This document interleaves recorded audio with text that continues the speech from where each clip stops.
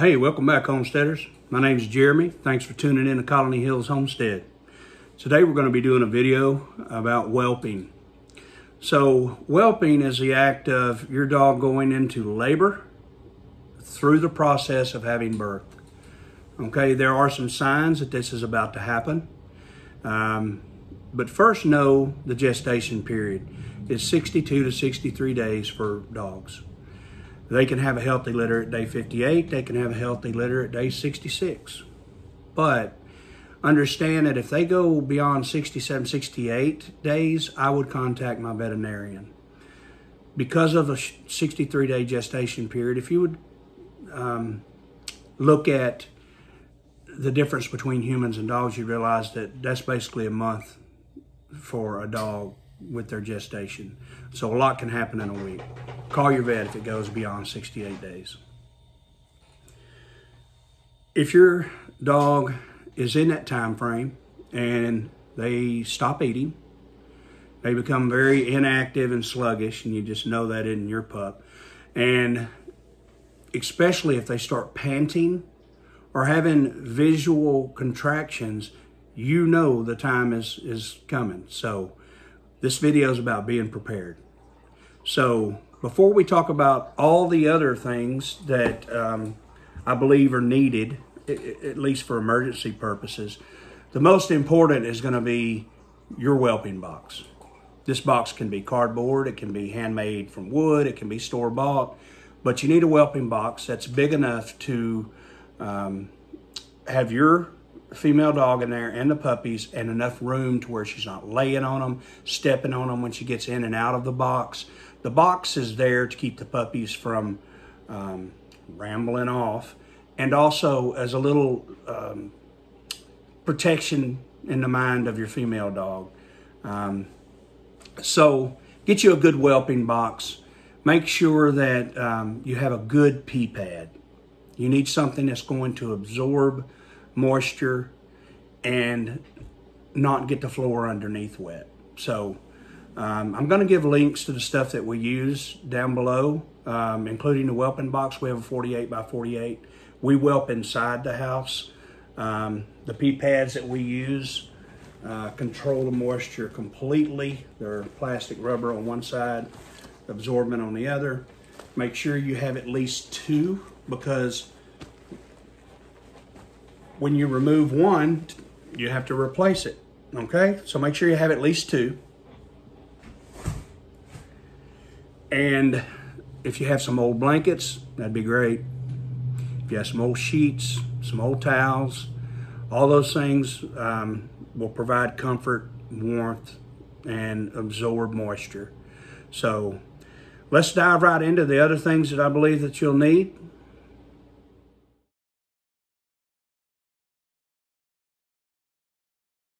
So, a heating pad may become necessary. If your mother dog, your bitch, needs to go outside for a while to take a break, and especially in the first 4 or 5 days, you want to make sure those puppies are warm. You can put a pillowcase or a towel around a heating pad, lay that down there, place your puppies on it. That'll be great.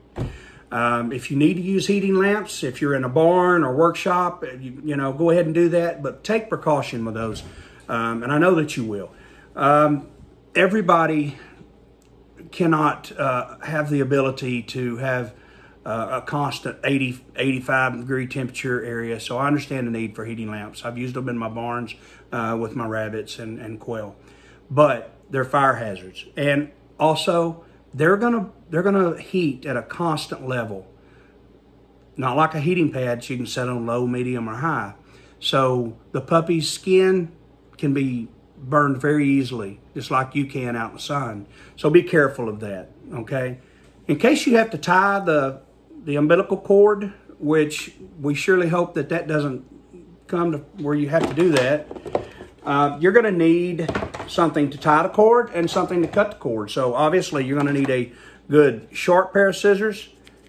I use fishing line if I need to. A lot of people use dental floss, but you need to have these available. Cord has to be cut at birth. Most of the time the mother's gonna do that. It's her instincts. we want to make sure anytime that we're using scissors or tools of this nature that you have some alcohol. You're going to want to disinfect those tools before you use them. Bulb syringe.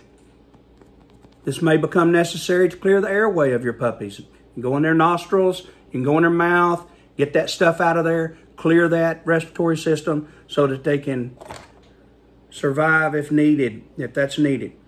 Don't see many times that it is, but it's always safer to have it. Paper towels, you're not going to get enough paper towels. Have those. Birthing is not. It's a messy thing. Okay, it just is. Bottles. You want to be prepared because those puppies need to eat right away. So maybe it's first time mother. There's a lot of different circumstances that could come up, but you're going to need to be prepared with bottles and nipples for puppies and a good replacement milk, which we use a goat milk that is a milk replacer for puppies, okay? You're going to want to weigh your puppies daily for the first 2 weeks. If you see that you have a puppy that's lagging behind, that's another reason why you might want to use these bottles and some replacer to give them that extra supplement and that extra feed. Maybe it's a run of the litter and having trouble fighting for a teat. Well, may need a little bit of this. So that brings to mind you're going to need a scale. We use a digital scale, okay? We just use a bowl. We tear it back down to 0, and we weigh our puppies, and we keep those weights. We're going to need something to move the puppies in. If you need to change out the pee pad and the blankets, towels, whatever you have, you're going to need something to put them in. We use a laundry basket with a towel. You could also put your heating pad in there if needed. So no reason to go out, spend a lot of money.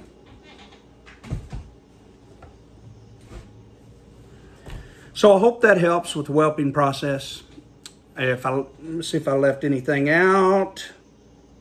If you have a baby scale, that works great too. You don't have to have that digital scale that we have. Probably would be easier with a baby scale. I just don't have one. Okay. The last thing that I can think of is to make sure that you have that emergency number for your vet.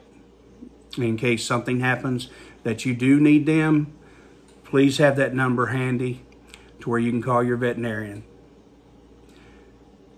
Until we meet again, God bless. Take care, homesteaders.